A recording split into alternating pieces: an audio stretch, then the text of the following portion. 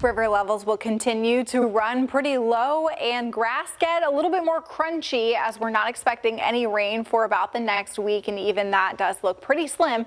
We'll take anything we can get though at this point after very few rain days in September.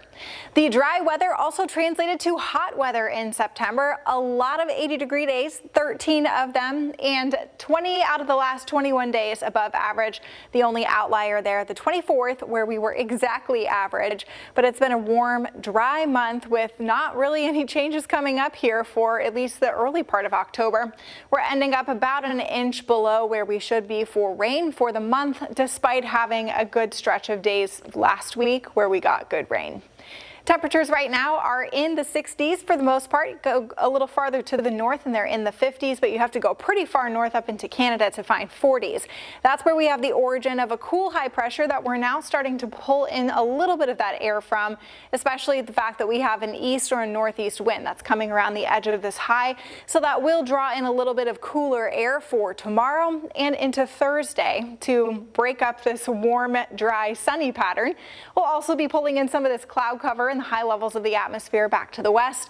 So we'll have a few changes for our forecast in the immediate future, but not really a whole lot.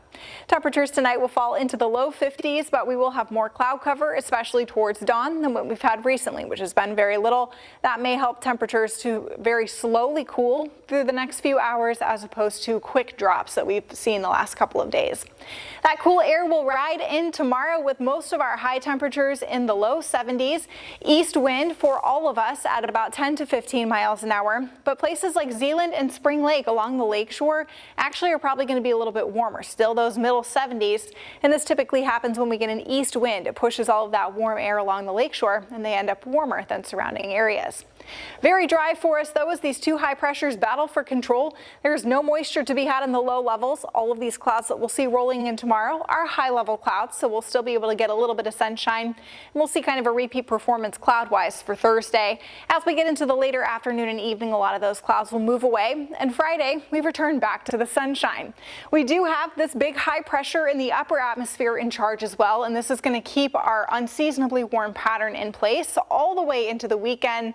In fact, the weekend probably going to be the warmest days that we have with this stretch as a front starts to approach. This front has a lot of cold air back behind it. That's going to be our pattern change going into early next week. We'll finally be starting to feel more like fall, and we're also going to get some rain chances in the forecast. Not a lot, but we'll take what we can get.